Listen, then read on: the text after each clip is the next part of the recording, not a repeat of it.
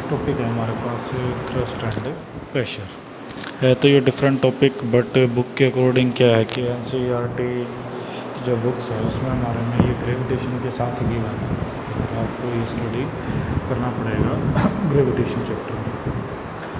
देखो, एक तक आपने स्टडी किया था फोर्स, ठीक है। फोर्स क्या था हमारे पास? फोर्स वाज अ पुश और pull which can change the shape and size of a object. Clear? ये सब चीज़ें थी। अब यही फोर्स एक्ट करेगा जब किसी ऑब्जेक्ट के ऊपर, ठीक है, तो वो क्या प्रोवाइड कराता है? Motion. When force acting on a body it provide motions, means we can say that force causes motion. हमारे अकॉर्डिंग तो यही चीज़ें थी, ठीक है।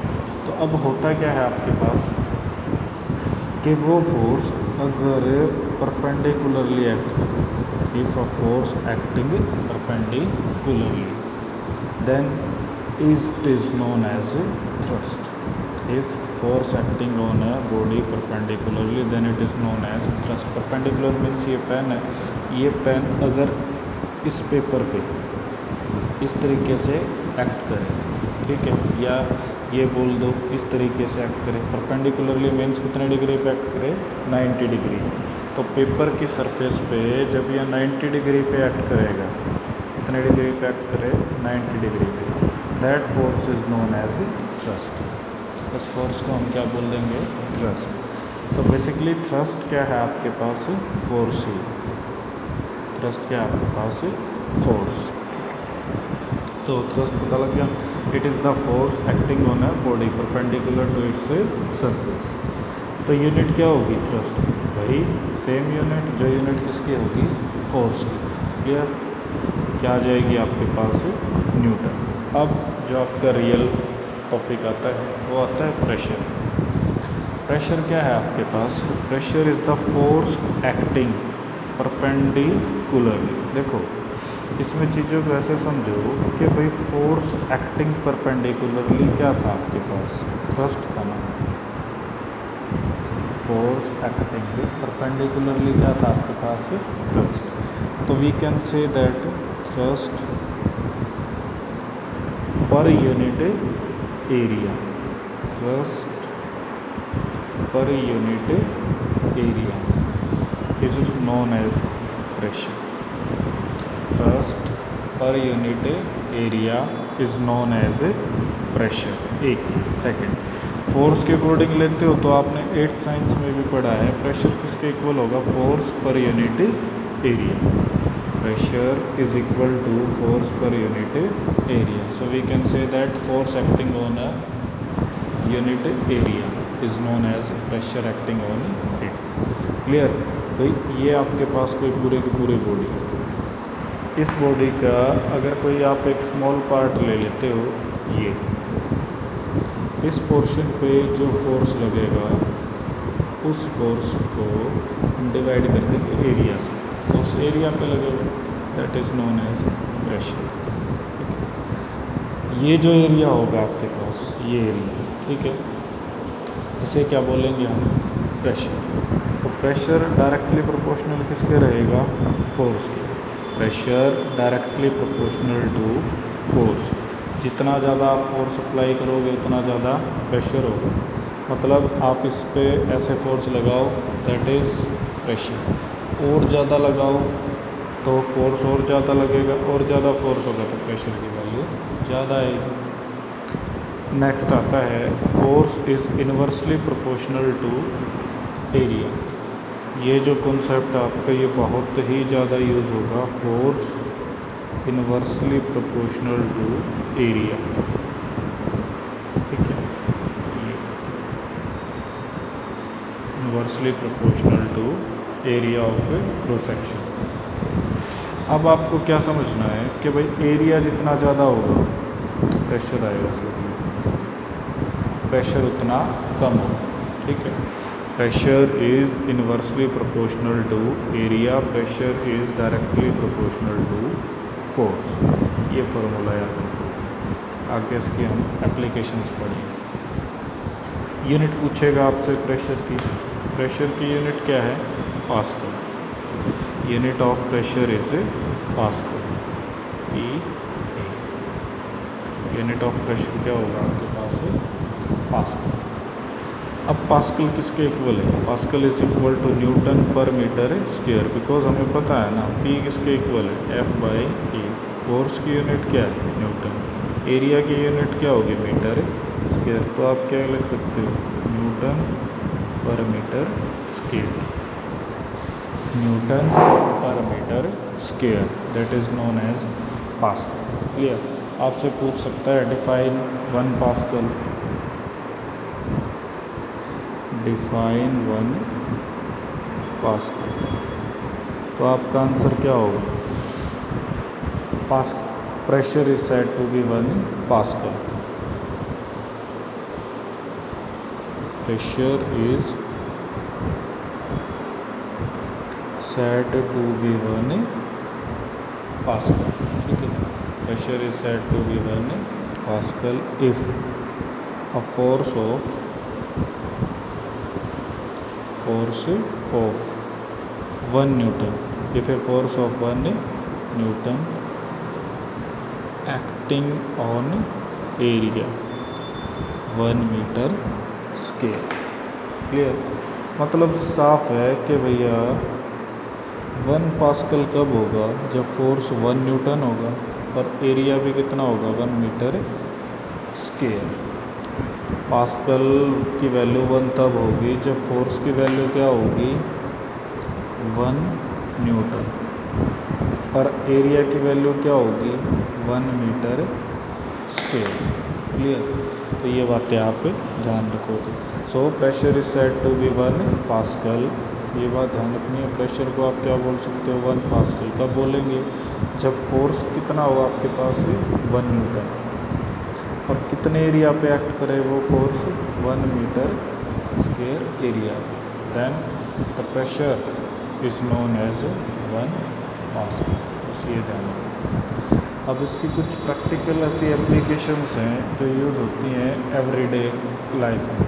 ठीक है, वो कौन कौन सी हैं और क्यों, उनको हम एक्सप्लेन करेंगे इसमें। वो सारा का सारा आप चेक करोगे।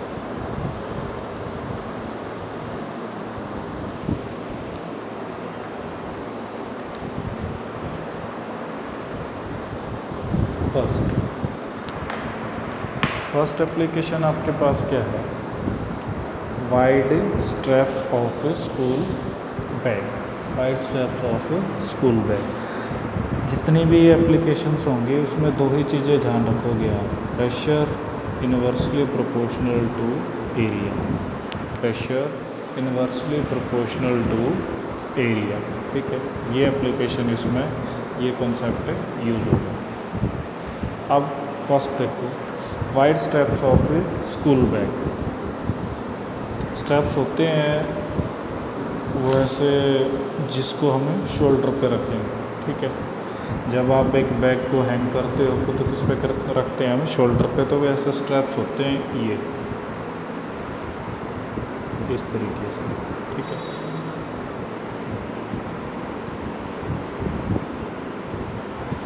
दो हैं आपके पास स्ट्रैप्स का साइज़, एक ये है और एक ये।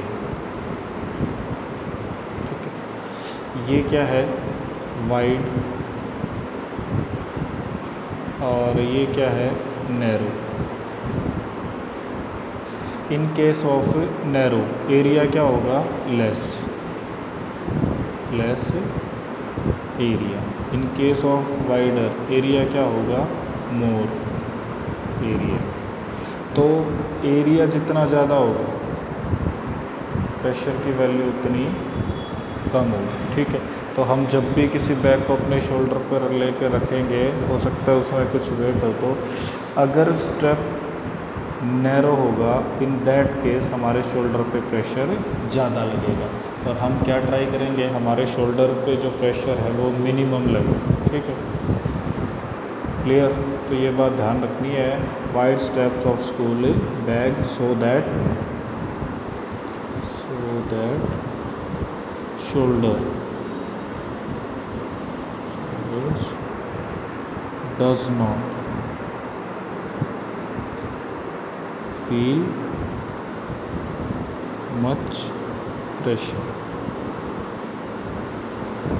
शोल्डर्स पे ज़्यादा प्रेशर हमें फील ना हो, इसीलिए स्टेप्स क्या रखते हैं, वाइडर। नेक्स्ट आपके पास पूछता है sharp knife cuts better than अ ब्लंट नाइफ। शार्प नाइफ के अंदर क्या होगा, जो एरिया आएगा, ठीक है, कटिंग साइड से, वो एरिया क्या होता है, less. In case of sharp knife क्या हो, लेसर एरिया। ब्लंट में क्या होता है, वो होता है रफ, मोर एरिया, ठीक है। इन दैट केस तो sharp knife can cut easily, इसीलिए हम क्या लेते हैं, always knife sharp instead of blunt. ये तो नॉर्मल सी चीज़ें हैं कि किचन में हम नाइफ वो रखेंगे जिससे हम ईजिली वेजिटेबल्स को कट कर सकें, ठीक है। Tip of needle is sharp. उसका रीज़न क्या होता है, टिप जो होती है नीडल की वो हम शार्प क्यों लेते हैं, देखो दो केसेस है। अगर इसे आप नीडल मान लो तो ये इसका टिप होगी, इसे हम शार्प क्यों लें, जैसे ही हम फोर्स अप्लाई करेंगे इस वे पे, तो आप यहाँ पे फोर्स अप्लाई करोगे, ये ईजिली इंसर्ट कर जाएगी बॉल के अंदर या वुडन के अंदर, ठीक है। बट अगर आप इस साइड से इसको इंसर्ट करने का ट्राई करोगे तो इस पर बहुत ज़्यादा प्रेशर आपको अप्लाई करना पड़ेगा, इंसर्ट नहीं भी होगी। तो रीज़न क्या है कि नीडल को हम कैसा लेंगे, शार्प, ठीक है। Tip of needle is sharp so that it can insert easily, it can insert easily in the wooden या वॉल में भी लगा सकते हो और वॉल, ठीक है, किसी भी चीज़ में भी हम इसको इंसर्ट कर सकते हैं। नेक्स्ट वी हैव कंक्रीट और वुडन स्लीपर्स। कंक्रीट और wooden sleepers are keep below the iron rails of track. Railway जो ट्रैक होते हैं आपके पास, उसके नीचे क्या लो रखे हुए होते हैं, स्लीपर्स। पहले तो वुडन के होते थे, बट अब किसके मिलते हैं, वो कंक्रीट के। उसका रीज़न क्या है, देखो इस वे में रखते हैं हम स्लीपर को, ऐसे, ये स्लीपर्स,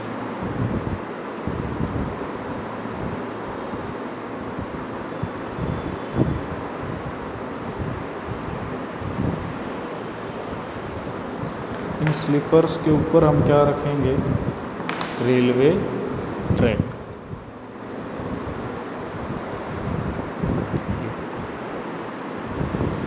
ये रेलवे ट्रैक,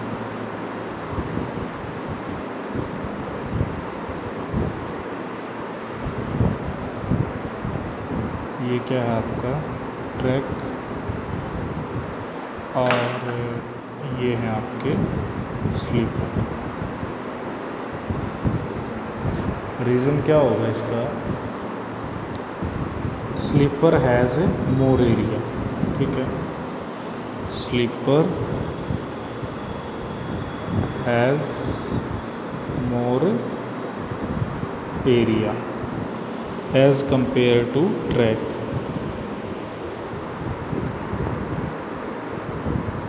रेलवे ट्रैक का जो एरिया है वो क्या है आपके पास, less.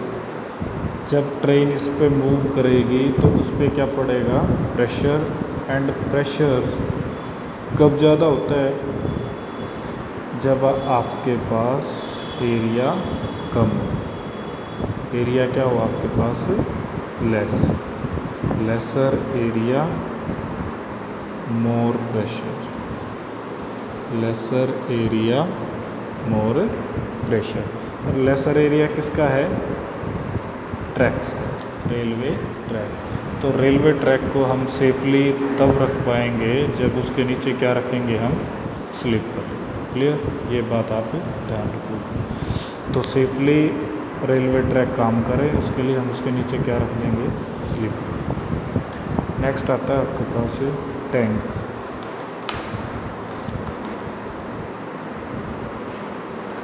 Tractors and machines used as construction site. देखो टैंक का आपको पता है प्रोवाइडेड विद ब्रॉड टायर्स, या आप बोल सकते हो प्रोवाइडेड विद वाइड बेल्ट्स। आपने ऑब्ज़र्व किया होगा टैंक के जो टायर्स होते हैं ना, ये इस तरीके से, उन टायर्स के ऊपर एक बेल्ट होती है। टायर भी वाइड होते हैं पर उनके ऊपर क्या होती है, एक बेल्ट, इस तरीके से। ये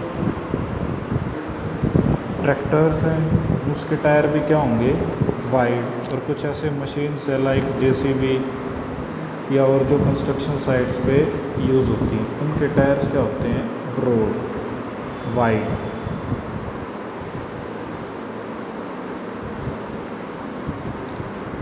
ठीक है। वाइड टायर्स के केस में क्या है, एरिया बढ़ेगा, एरिया जितना बढ़ेगा प्रेशर उतना कम लगेगा। देखो दो चीज़ें हैं आपके पास, ये टायर ले लिया हमने, एक ये टायर ले लेते हैं।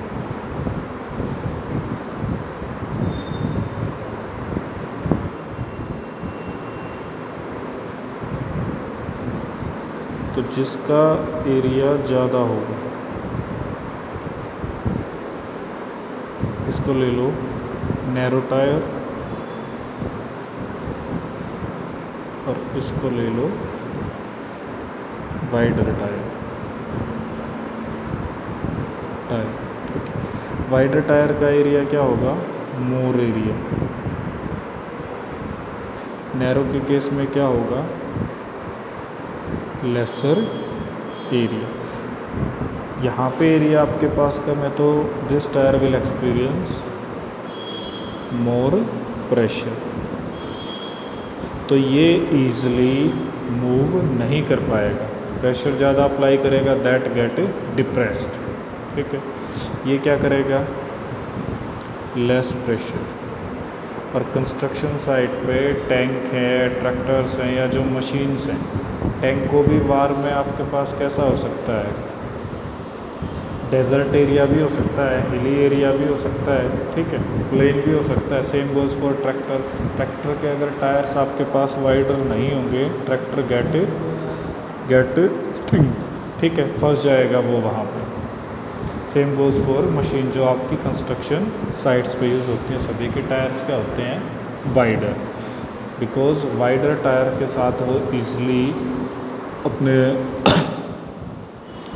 वेट को टॉलरेट कर सकती हैं। अदरवाइज़ वेट क्या हो जाएगा, प्रेशर क्या लगेगा उस पर बहुत ज़्यादा, and that get depressed the ground. ये करना है आपने।